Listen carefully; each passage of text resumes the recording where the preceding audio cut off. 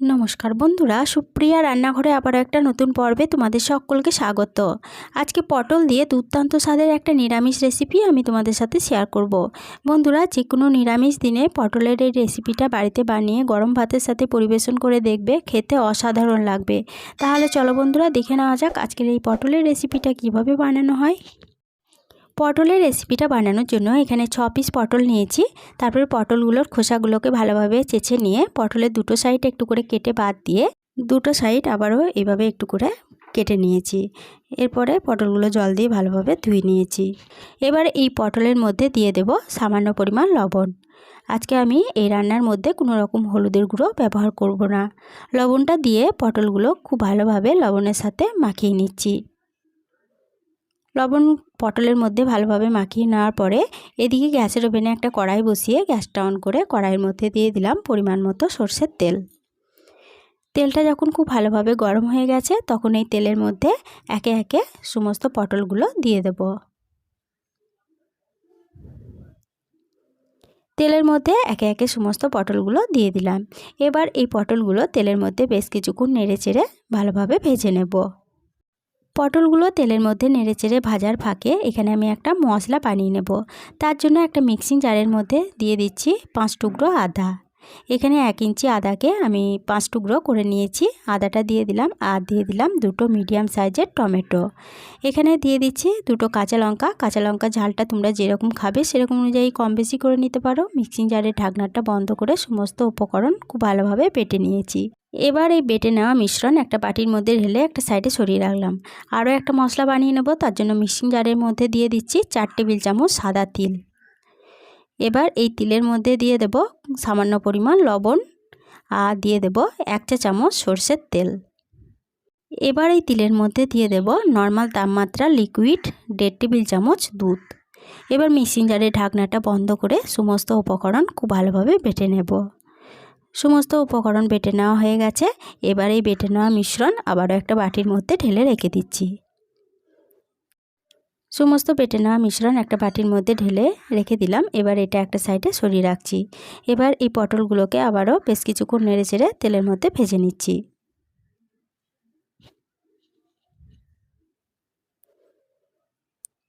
পটলগুলোকে বেশ কিছুক্ষণ নেড়েচেড়ে তেলের মধ্যে বেশ লাল লাল করে ভেজে নিয়েছি। এর বেশি আর পটলগুলো ভাজবো না। এবার এই পটলগুলোকে তেল থেকে তুলে নিচ্ছি। সমস্ত পটলগুলো তেল থেকে তুলে নেওয়ার পরে ওই পটল ভাজার তেলে আবারও দিয়ে দিচ্ছি 1 টেবিল চামচ সরষের তেল। এবার এই তেলে ফোড়নের জন্য দিয়ে দিচ্ছি একটা তেজপাতা, দিয়ে দিচ্ছি একটা শুকনো লঙ্কাকে ফাটিয়ে আর 1/2 চা চামচ কালো জিরে। এবার এই ফোড়নটাকে ভালোভাবে ভেজে নেব।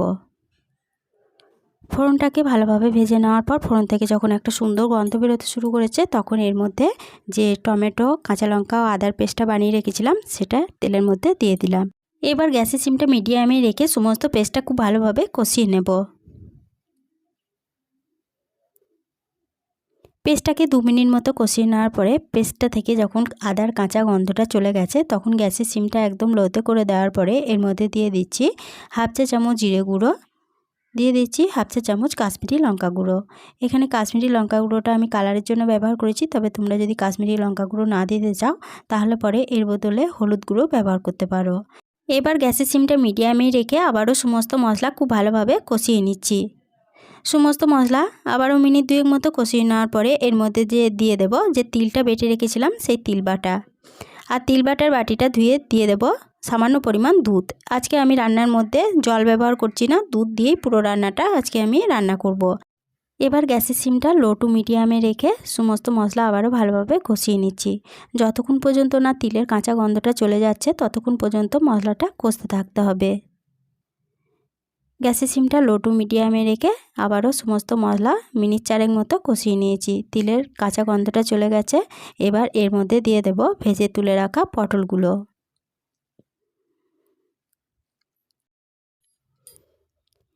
একে একে সমস্ত পটলগুলো মশলার মধ্যে দিয়ে দিলাম। এবারে মশলার সাথে পটলগুলোকে একটু নেড়েচেড়ে কষিয়ে নিচ্ছি। মশলার সাথে পটলগুলোকে একটু নেড়ে চেড়ে কষিয়ে নেওয়ার পরে এর মধ্যে দিয়ে দেব 1 বাটি পরিমাণ গরুর দুধ। আজকে আমি পুরো রান্নাটা দুধে বানাচ্ছি, তবে তোমরা চাইলে জল দিয়েও বানাতে পারো, তবে দুধ দিয়ে বানালে পরে এই রান্নার স্বাদটা অসাধারণ হয়। আর এখানে তোমরা যেরকম গ্রেভি রাখতে চাও সেরকম অনুযায়ী দুধের পরিমাণটা কিন্তু কম বেশি করে নিতে পারো।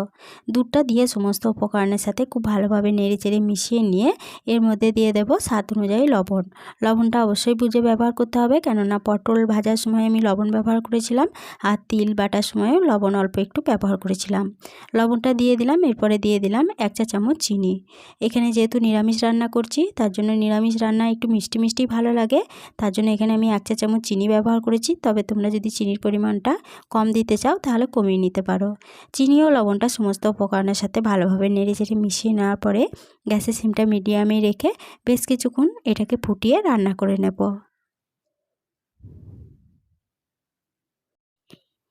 এটাকে মিনিট 4 মতো ফুটিয়ে রান্না করে নেওয়ার পরে এর মধ্যে দিয়ে দিলাম 1/2 চা চামচ গরম মশলার গুঁড়ো।